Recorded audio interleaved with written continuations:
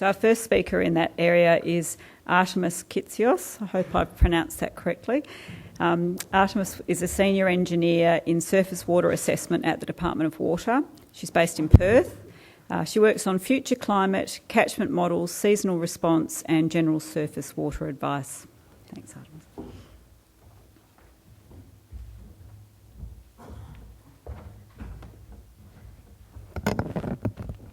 Thanks. Can people hear me? Yep.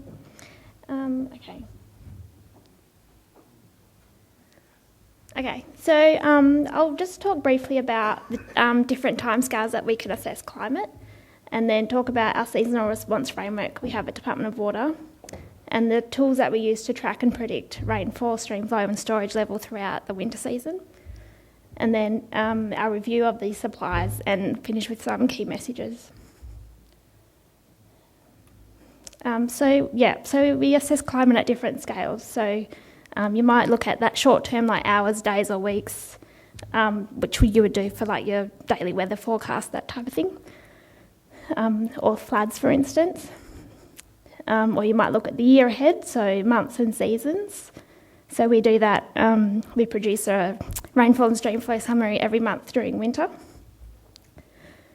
You might look at a medium term, say 5 to 10 years, which we would do with our allocation plans, or some longer term future planning, so like decades, which you would do with our water supply planning, and also future climate. So we also include future climate at Department of Water, but we're using the previous generation of global climate models. So my talk will be about this scale, the seasonal months and seasons. And then the following talk will touch on that longer term. Really nervous. So at the start of winter, we might ask, what type of season will we have this year? So obviously we don't know. But what we can do is use the climate information that we do have and analyse and track this throughout the season to make some predictions about water resources, and then give us an idea what type of management response may be required. So we use our own rainfall and stream flow records, and we use the period from 1975 onwards because we feel that in the southwest that's a better reflection of the current climate we're in, rather than using the whole long-term record. So our data will let us know if our stream is dry or if it's flowing. And we can use this data and do some analysis and some scenarios to give us an idea of if our dam how full our dam might be, for example.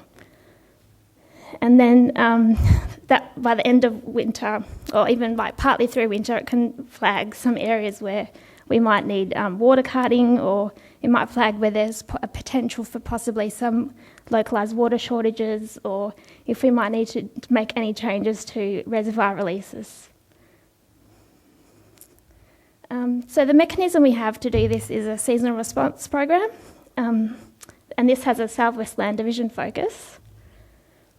And it was created due to 2010 being like that really dry year, so that if we have that type of year again, we're more prepared. So basically we'll forecast the rainfall at the start of winter and then track a variety of variables throughout the season to give us an understanding of what's happening. And then in September we'll review water supplies and get an idea of what response may be necessary.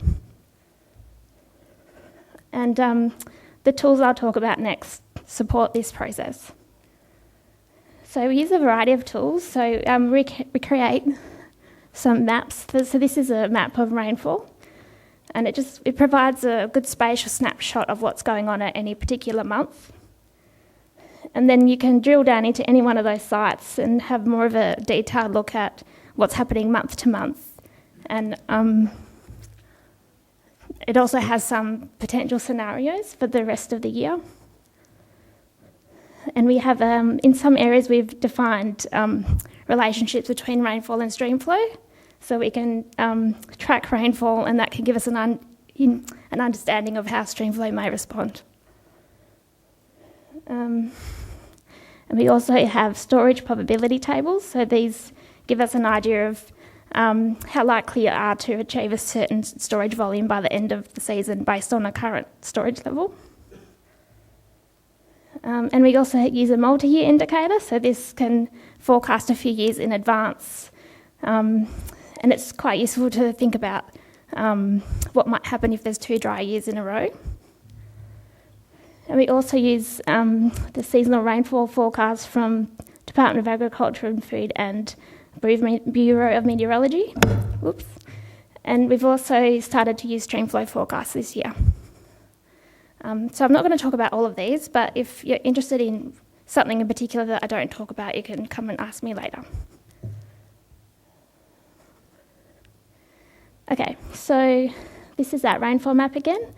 So we've chosen these sites as specifically because to monitor a certain water supply in a particular area. And they're based on, the categories are based on deciles. So the blue dots are if there's been above average rainfall, and the yellow and orange dots if there's been below average.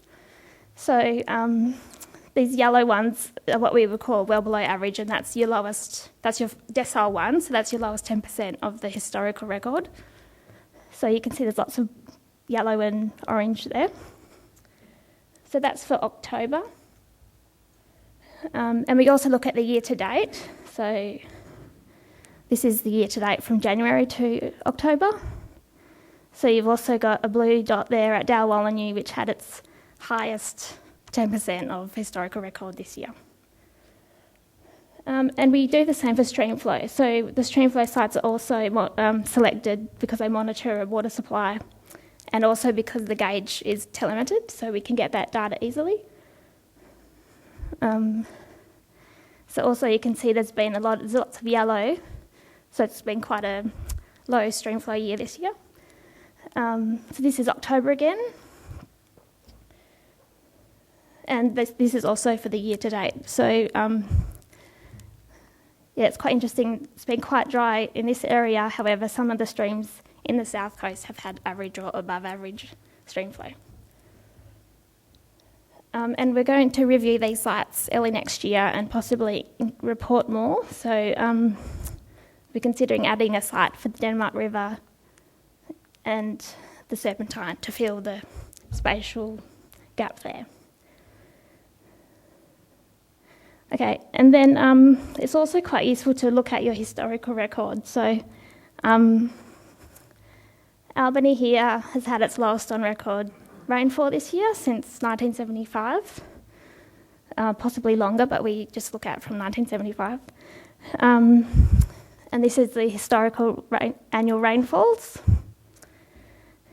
Okay, and these are the cut-offs for those categories. So anything above the blue is above average, anything below the orange is below average, and anything below the yellow is that decile 1, the well below average. And if you add on what Albany has had so far, you can see it's quite a lot below that yellow line. But that is a partial total as of the end of October, and there is some more rainfall forecast for the end of the year, which could bring, so that's an extra 50 mils, and I think that's an extra 100, so even with the additional rainfall that's forecast, it may still be below that yellow line.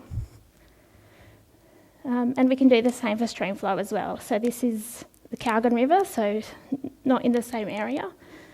And you can see 2015 also a part total, not as low as some other years and also not as high as some other years.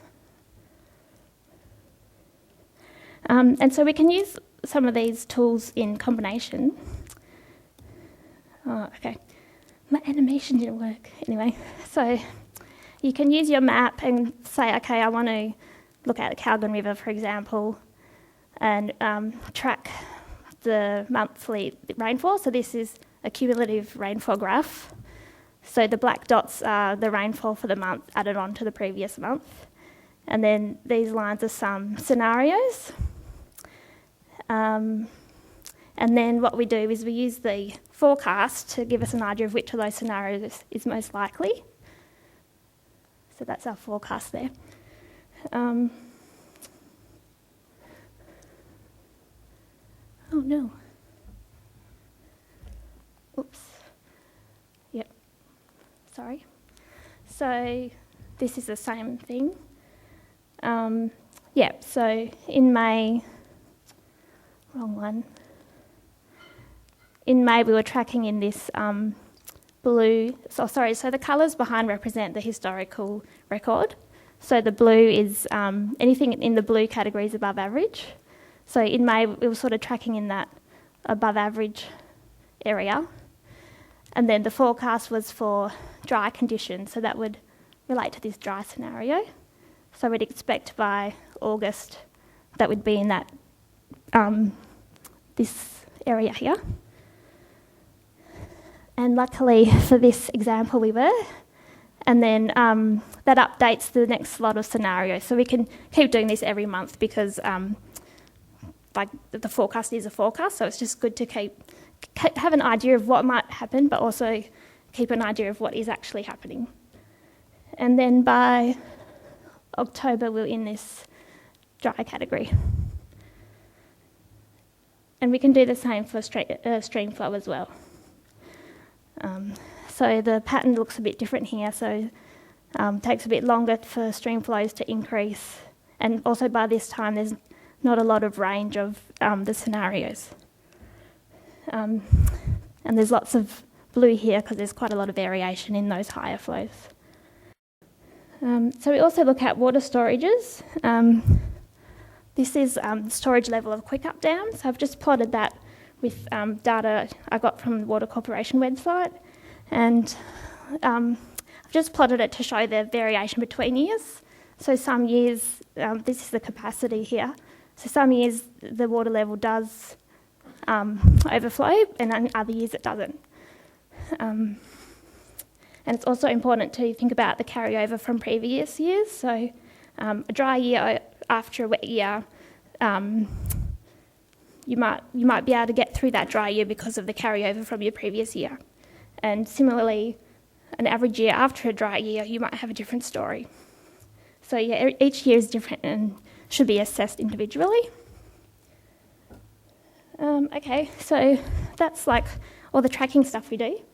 And then at the end of winter, we will review the supplies and determine which of these categories they fit into. So we may have had an above average rainfall winter, and there's sufficient water supply. Or there may have been below average rainfall, but there's still sufficient water. Or there may be below average rainfall with some areas of localised water shortages. Or there may be widespread water shortages like there was in 2010. And yes, you could have a localised shortage or maybe, hopefully never, a widespread shortage.